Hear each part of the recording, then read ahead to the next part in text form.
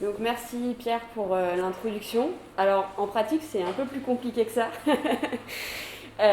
puisque je suis du coup bien doctorante en neurosciences mais aussi en philosophie et en fait en sciences cognitives de manière générale.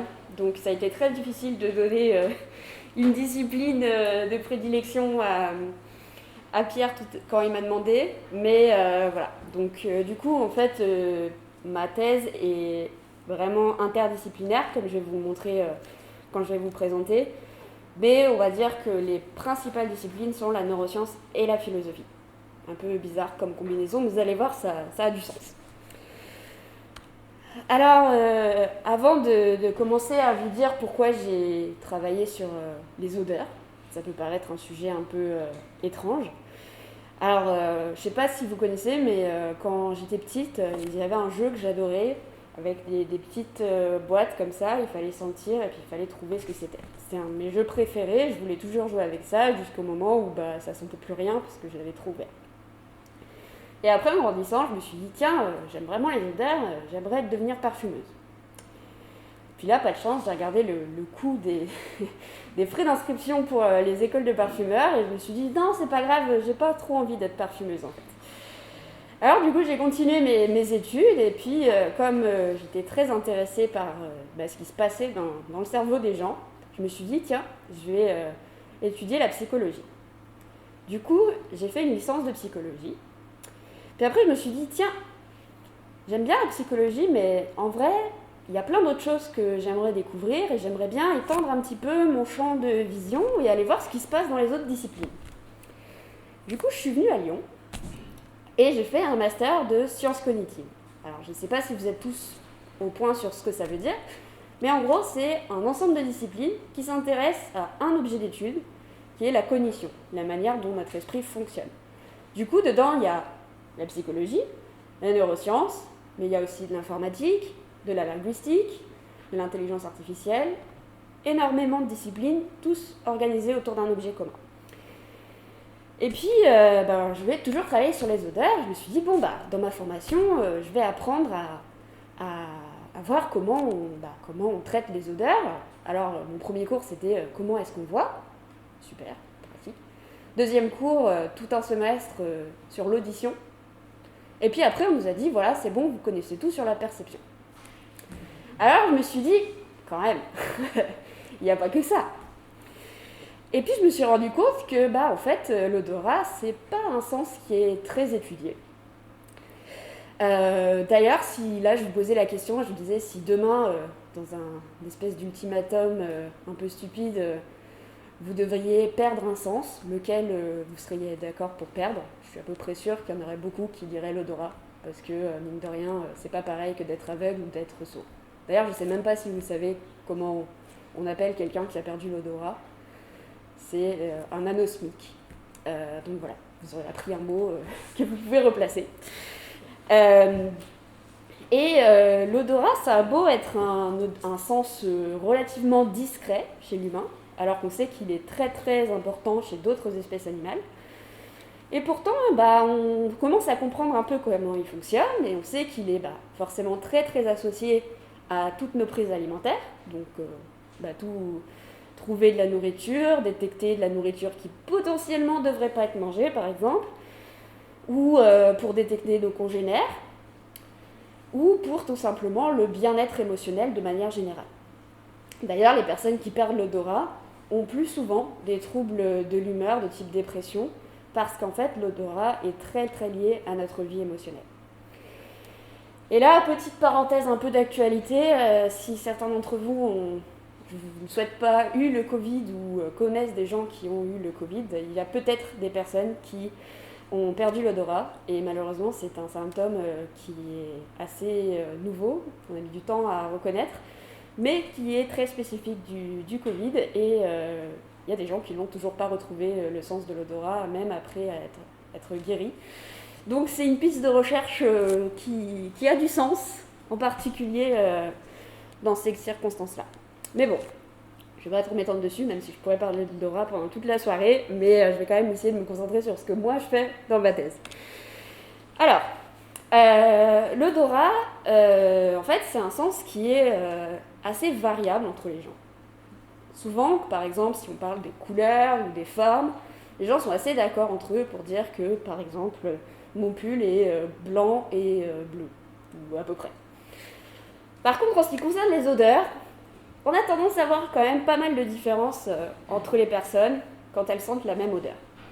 Alors, il y a beaucoup de facteurs qui peuvent entrer en jeu. Il y a des facteurs génétiques. Selon en fait, les gènes qui sont exprimés, on ne va pas avoir forcément les mêmes récepteurs des molécules chimiques au niveau de notre nez. Et du coup, ça va faire qu'on va sentir des odeurs plus fortes chez certaines personnes qui ont certains types de récepteurs, ou moins forts, ou même juste de manière différente, sans forcément que ce soit moins fort ou plus fort. Et on a aussi des effets, par exemple, liés à l'apprentissage ou à l'expertise. Quelqu'un qui a une formation hyper poussée, qui a senti des odeurs tous les jours pour devenir parfumeur ou pour devenir œnologue, ou même juste qui travaille dans la restauration, ne va pas forcément sentir les odeurs de la même manière qu'une personne comme vous et moi qui sent les odeurs sans forcément y prêter une attention particulière. Et puis il y a l'expérience, votre vie personnelle. Là j'ai mis une photo de café, parce que peut-être qu'au début vous n'aimiez pas trop l'odeur du café, puis après vous avez bu, vous avez vu les effets super bien que ça faisait sur vous, et vous avez dit en fait finalement l'odeur du café c'est bon. Ou l'inverse, je juge pas, ça pourrait être le thé, ça pourrait être tout ce que vous voulez. J'ai mis une photo de champignons aussi, puisque malheureusement je déteste les champignons, c'est vraiment quelque chose que je hais par-dessus tout. Et du coup l'odeur de champignons, ça me fait sortir de la pièce à chaque fois. Alors que pour mes amis, c'est une odeur qui appelle un très bon repas, etc. Donc c'est très variable, ça dépend de beaucoup de facteurs, et aussi des facteurs culturels, puisque dans les sociétés occidentales, historiquement, on n'a pas forcément accordé beaucoup d'importance au sens olfactif, qui était souvent défini comme un sens assez animal et pas forcément digne de l'humain, entre guillemets.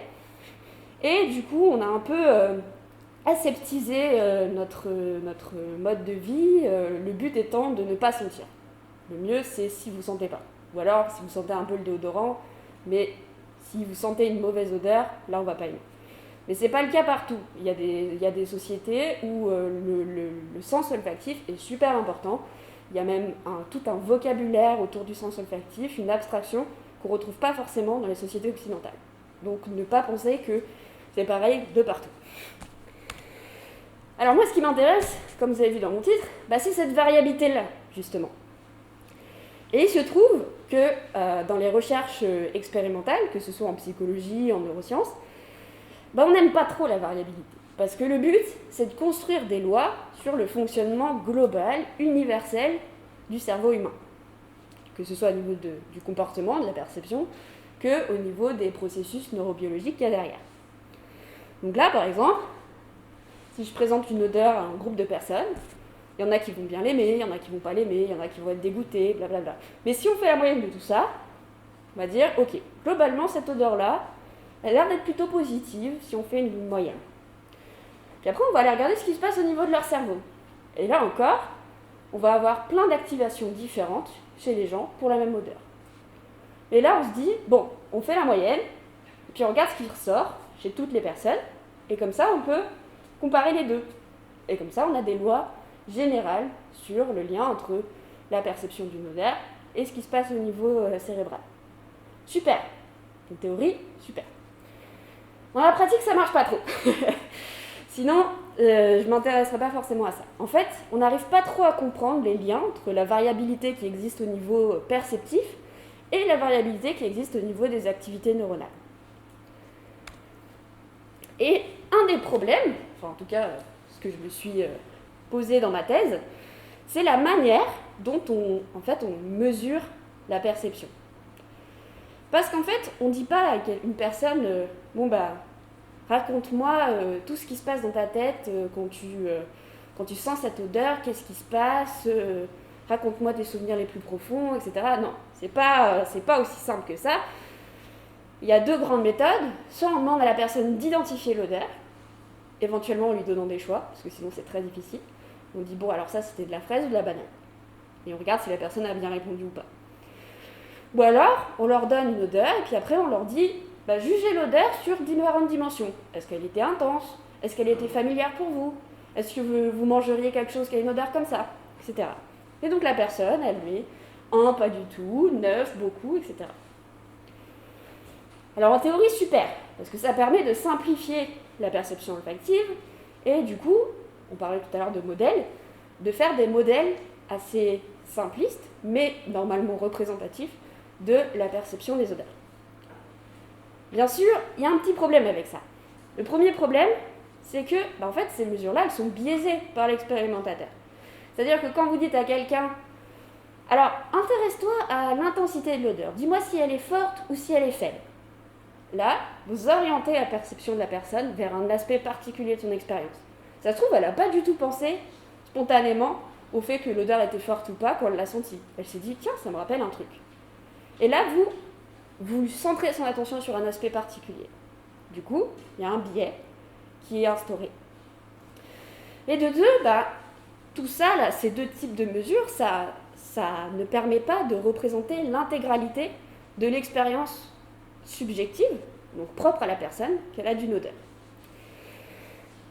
Du coup, vous allez me dire, il n'y a qu'à juste leur demander, en fait. Genre dire ce que je vous ai dit tout à l'heure, qu'est-ce que tu ressens quand tu perçois cette odeur et tout ça. Alors oui, mais non.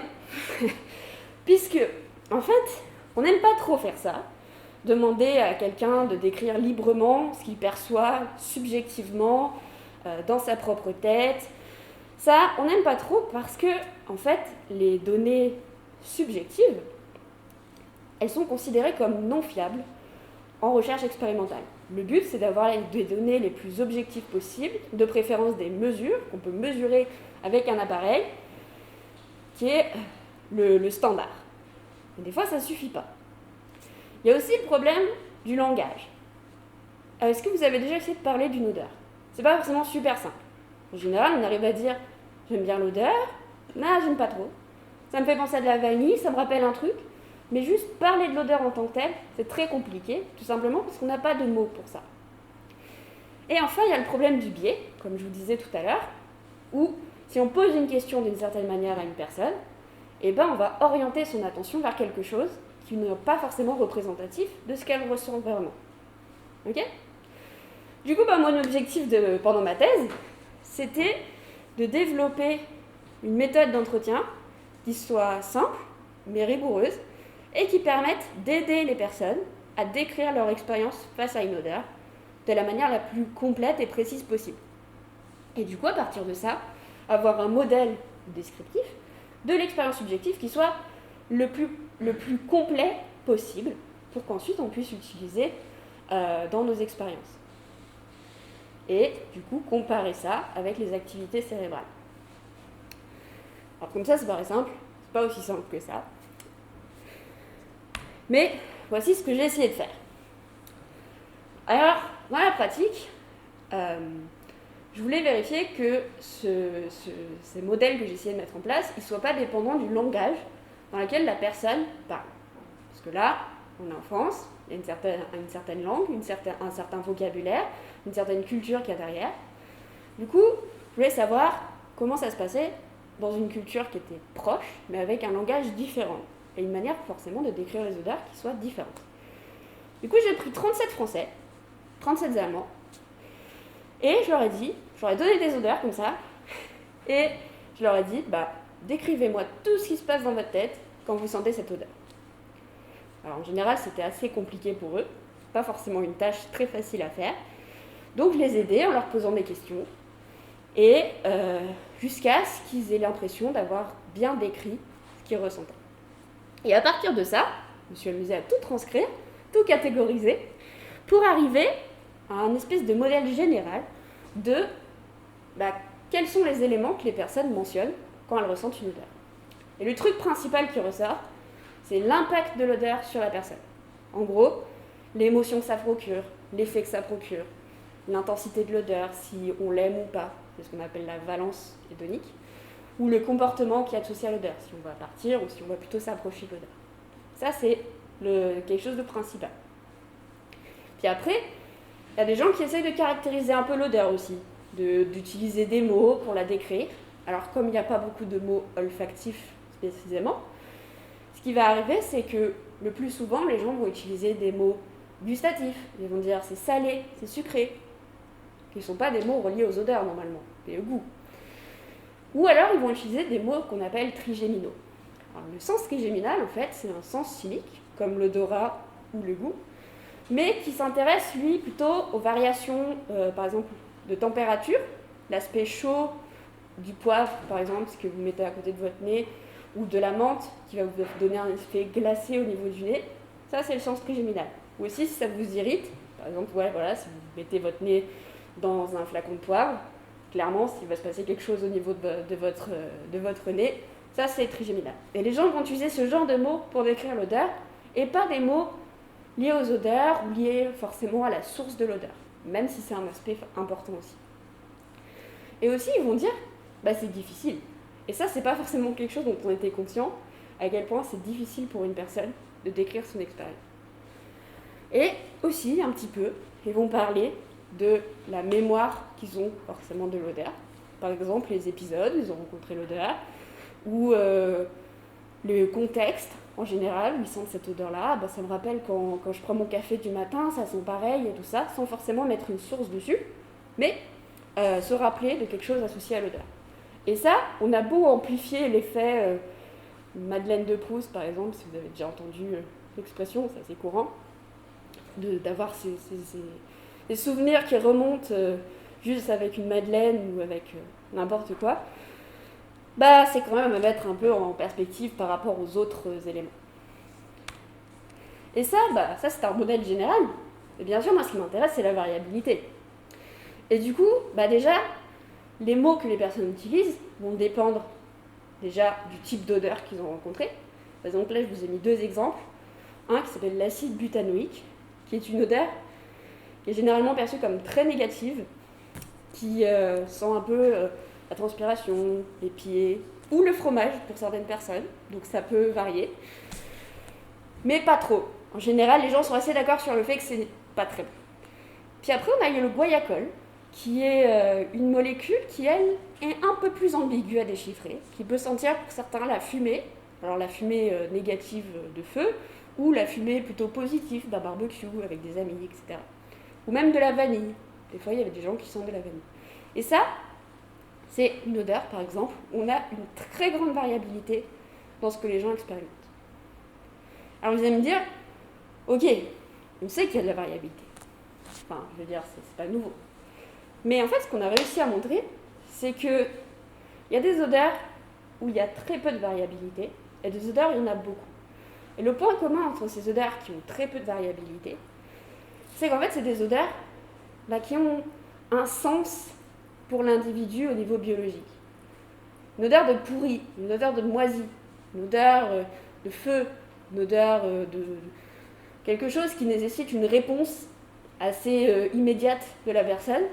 Tout ça, c'est des odeurs où globalement les gens vont percevoir la même chose. Et pour d'autres odeurs, c'est un peu freestyle. Alors, ça c'était pour le côté comportemental. Et maintenant, on s'est posé la question, bon ok, c'est cool, mais on est en thèse de neurosciences, donc il va falloir regarder ce qui se passe dans le cerveau. Alors on a pris les Allemands, on n'a pas pris les Français parce que c'était plus compliqué, donc on est allé en Allemagne. On les a mis dans un IRM, on leur a mis tout un petit appareil pour leur délivrer des odeurs directement dans le nez pendant qu'ils étaient dans l'IRM. Donc si vous avez déjà passé une IRM, c'est déjà pas super fun. Donc en plus, ils avaient tout un tas de câbles autour d'eux, donc c'était pas super agréable. Et on leur a refait sentir toutes ces odeurs-là pendant qu'ils étaient dans l'IRM pour voir comment s'activait leur cerveau quand ils sentaient ces odeurs. Et les résultats de ça, disons que c'est en cours. Mais le but, c'est d'essayer de montrer que des personnes qui ont beaucoup parlé d'un certain aspect vont aussi beaucoup activer un réseau cérébral impliqué dans le traitement de cet aspect-là. Par exemple, ils ont beaucoup utilisé de mots liés au goût, liés au fait de manger. On sait quelles régions du cerveau sont impliquées dans cet aspect-là, et donc on suppose que ça devrait plus activer ces réseaux-là. Alors vous allez me dire, ok, mais il n'y a rien de nouveau ici. Alors oui, mais non.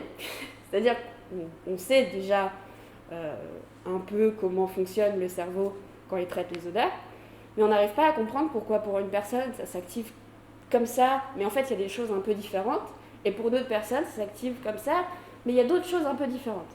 Et moi ce que j'essaye de voir, c'est ces choses un peu différentes, à quoi ça correspond en fait. Est-ce que c'est juste du bruit, c'est-à-dire l'activation un peu aléatoire, dont on ne peut pas vraiment déterminer l'origine, ou est-ce que ça fait vraiment référence à un aspect de l'expérience.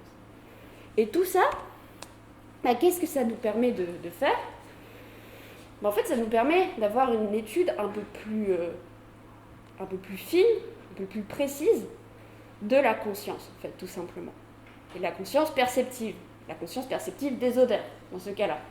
Parce que bien sûr, on ne va pas s'attaquer à la conscience de manière globale. Moi, je me focalise juste sur un petit aspect qui est la perception des odeurs. Et du coup, ça pose le problème de la subjectivité. Parce que la conscience, par définition, c'est quelque chose de subjectif. Il n'y a que la personne qui ressent quelque chose de manière consciente qui sait ce que ça fait de ressentir cette chose-là.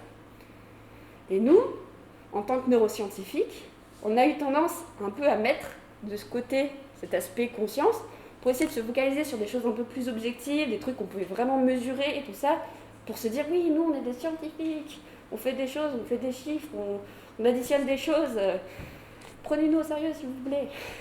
C'était typiquement ça l'objectif au début, sauf qu'après on s'est rendu compte que la conscience, c'est pas juste des mesures de quelque chose, c'est vraiment quelque chose de subjectif. Et du coup, tout l'intérêt de ma thèse, c'est de ramener ces côtés subjectifs, cet aspect vraiment unique à l'individu, qui rend chaque individu différent les uns des autres, et de l'inclure dans la recherche qui se fait en ce moment en neurosciences. Et croyez-moi, c'est pas facile. Voilà, donc globalement, c'était un peu l'histoire de ce que j'ai fait pendant ma thèse, ce que je suis toujours en train de faire, parce que j'ai pas encore fini.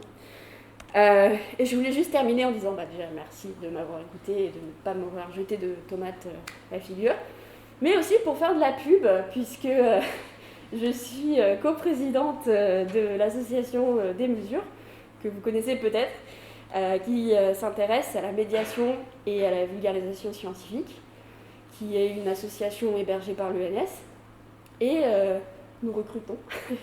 Donc si vous êtes intéressés, n'hésitez pas à me contacter moi ou à voir sur notre site qui est disponible sur le site de la Fédé ou juste à aller me voir à la fin, pas de souci. On est sympa et on aime bien faire de la vulgarisation. Voilà. C'est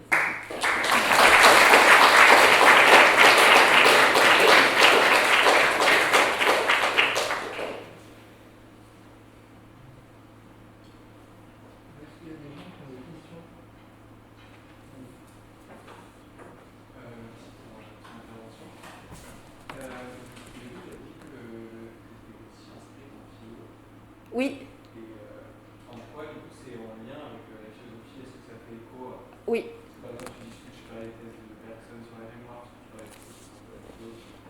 Alors en fait, moi je m'intéresse à un aspect de la philosophie qui est le débat sur l'expérience phénoménale, expérience subjective, qui est de ce que ça fait en fait de percevoir les choses.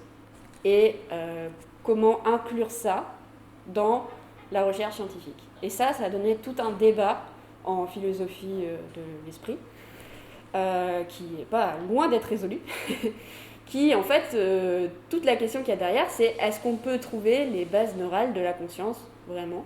Et si oui, comment? Du coup, en parallèle de tout mon travail expérimental, j'ai en fait mon co-directeur, donc je ne suis pas doctorante à l'ENS, je suis doctorante à Lyon 1, mais mon co-directeur est un enseignant en philosophie ici, à l'ENS, qui a beaucoup travaillé sur ces aspects-là, mais comme je vous disais tout à l'heure, dans d'autres modalités perceptives, à savoir la vision, et ça n'a jamais été fait en olfaction, alors que c'est un problème assez particulier dans le cas de l'olfaction, du fait de la grande variabilité subjective qui existe en olfaction par rapport à d'autres sens. Donc voilà. Je ne vais pas trop rentrer dans les détails aujourd'hui parce que c'est un peu nébuleux. Et moi-même, je ne suis pas experte en philosophie, donc voilà. Mais ça fait partie de ma thèse aussi. Oui. C'est une question par rapport aux parfumeurs. Oui. Parce que j'ai une qui veut leur protocole. Dans quelle mesure ça se compare, toi, ta démarche, à une démarche de parfumeur? Alors, quand tu dis démarche de parfumeur, c'est par exemple de l'analyse sensorielle, quelque chose comme ça? L'élaboration de parfum, par exemple. Oui. Alors en fait, il faut savoir que les parfumeurs, ils apprennent un vocabulaire extrêmement précis, extrêmement particulier, qui dépend même d'école à école. Donc quand je dis précis, c'est vraiment extrêmement précis. Et donc les parfumeurs savent entre eux à quoi correspond chaque mot. Du coup, il y a des conventions, une espèce de règles un peu. Fruité, ça correspond à telle ou telle qualité, et donc tous les parfumeurs savent à quoi ça correspond. Du coup, la grosse différence qu'il y a ici, c'est qu'ils ont un langage commun, en fait, pour décrire les odeurs et pour en créer de nouvelles. Ils ont ce grand avantage d'avoir un langage commun. Chez les non-parfumeurs, c'est absolument pas le cas. Là, l'essentiel de ce que j'ai pu trouver, c'est qu'en fait, personne ne décrit les odeurs de la même manière. Il y a des personnes qui vont beaucoup plus se focaliser sur ce que ça leur fait, des personnes qui vont essayer de décrire les qualités gustatives ou trigéminales, comme je disais tout à l'heure, des personnes qui vont se concentrer sur ce que ça leur rappelle, etc. Du coup, il n'y a pas de langage de l'odeur, du moins dans les sociétés occidentales. Et ça, c'est la grosse différence, parce que pour pouvoir comparer des personnes entre elles, quand c'est des parfumeurs, c'est facile, ils partagent un même système de représentation. Chez les individus lambda, on va dire, c'est pas le cas du tout. Donc c'est tout l'enjeu de développer un modèle qui corresponde un peu à tout ce qu'on peut retrouver chez les personnes lambda. Ouais. Est-ce qu'il y a des études un peu du même style que ce que tu as fait, mais sur les parfumeurs, donc qui ont un langage commun qui permet du coup d'éviter une partie de la variabilité pour essayer de... Oui. Alors en fait, de manière très intéressante, on a remarqué que les parfumeurs, comme ils ont un langage commun, et en fait, dans le cadre de leur métier, tout à l'heure je vous disais que la partie émotionnelle de l'odeur, elle est super importante chez les individus. C'est vraiment, quand on demande à quelqu'un de décrire une odeur, souvent la première chose qu'il va dire c'est j'aime cette odeur ou j'aime pas cette odeur. C'est vraiment un paramètre essentiel. Et chez les parfumeurs, en fait, au cours de leur apprentissage, ils apprennent un peu à se détacher de cet aspect émotionnel et donc du coup à plus se concentrer sur tout ce qui est sémantique. Et en fait, au niveau cérébral, on se rend compte qu'ils ont une activité sémantique, dans le réseau sémantique, qui est bien plus importante que chez les contrôles. Et par extension, beaucoup moins d'activation au niveau émotionnel. Donc du coup, l'apprentissage change la manière dont on représente les odeurs. Et quand on leur demande de noter la valeur hédonique de l'odeur, ils disent mais non, je peux pas parce que j'ai plus l'habitude de faire ça. Donc oui, c'est plus facile d'étudier les parfumeurs, sauf que les parfumeurs ne sont pas vraiment représentatifs de la population générale. Mais on les étudie, on adore étudier les parfumeurs, on adore les mettre dans des IRM, les pauvres, ils sont tous passés par notre équipe, je crois. Mais ça reste super intéressant de voir comment l'expertise module tout ça, mais c'est pas représentatif de tout le monde. Oui. Tu as dit que ça se parlait par apprentissage, l'alimentation, et tu as parlé aussi qu'il y avait des récepteurs Oui. actifs différents d'une personne à l'autre. Et du coup, est-ce qu'au cours de sa vie, on peut changer des récepteurs? Alors on ne sait pas trop comment ça se passe. En fait, les humains, ils ont 400 environ types de récepteurs fonctionnels, qui n'est pas beaucoup par rapport à d'autres espèces, mais c'est quand même vachement... c'est suffisant pour détecter un grand nombre d'odeurs. Et sur cette pool de 400, en fait, on est capable d'en exprimer une certaine partie, mais qui va être différente d'une personne à l'autre. D'accord ? Donc, du coup, selon notre patrimoine génétique, c'est pas forcément les mêmes qui vont s'adapter. Dans la pratique, ça change pas grand-chose pour la plupart des odeurs, parce que ces récepteurs, ils sont assez adaptables, ils répondent à plusieurs types de molécules. Mais l'apprentissage, en fait, peut moduler dans une certaine mesure, on suppose, l'expression de ces récepteurs, puisque, par exemple, des personnes qui sont anosmiques, donc qui ne sentent pas une odeur particulière, si on les expose de manière répétée à cette odeur-là, vont finir par la sentir. Et c'est valable aussi pour des personnes anosmiques de manière générale, ont perdu totalement le sens de l'odorat. Avec l'entraînement, on arrive quand même à récupérer une certaine réponse. Alors après, on ne sait pas trop les mécanismes qu'il y a derrière, mais ça a l'air quand même de ne pas être figé totalement dans le marbre de notre naissance. Voilà.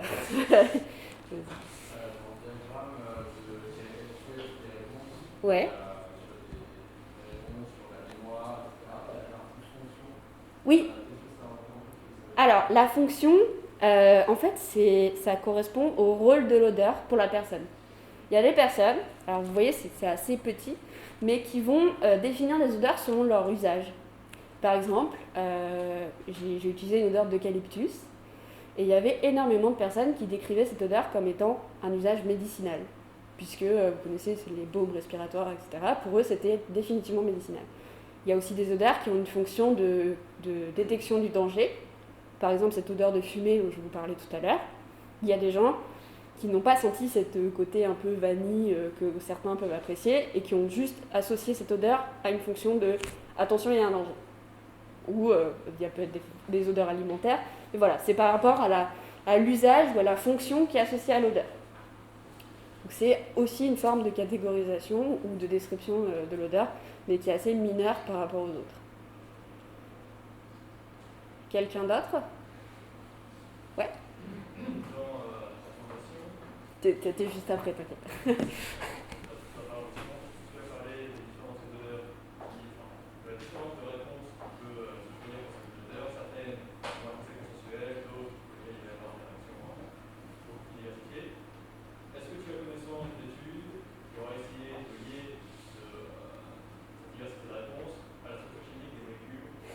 Oui, alors en fait, alors là je ne me suis pas aventurée là-dedans, mais une des questions principales qui agitent le monde des chimistes, ou des psychologues, des neuroscientifiques, c'est le lien entre molécules et perception. À ce jour, il n'y a aucune réponse.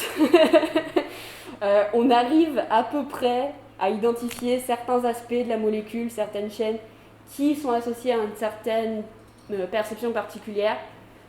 Mais pour l'instant, on n'a pas vraiment percé le code. Et le truc qui est l'obstacle majeur, c'est le problème de la variabilité. Enfin, après, on peut le voir comme un problème ou comme un avantage, mais en tout cas, ça complexifie l'équation de manière exponentielle, puisque quand on fait des modèles, par exemple de la vision des couleurs, c'est assez simple. On a trois types de récepteurs. Donc après, à partir de là, on peut trouver à peu près toutes les couleurs qui existent, il n'y a pas de souci. Pour les odeurs, le nombre de molécules capables d'évoquer une sensation olfactive, il est inimaginable. Du coup, réduire ça dans un modèle, c'est extrêmement compliqué. Il y a des gens qui le font, qui essayent, il y a beaucoup de modèles mathématiques qui essayent de le faire, mais à ce jour, on n'a pas percé le code. Non. Par contre, les acides, ce dont je parlais, je vais donner un exemple d'acide butanoïque. Les acides en général sont perçus de manière négative. Voilà, c'est le seul, un des trucs qu'on a trouvé. Et plus les molécules sont grosses aussi, et plus elles sont appréciées. Voilà. On ne sait pas trop pourquoi.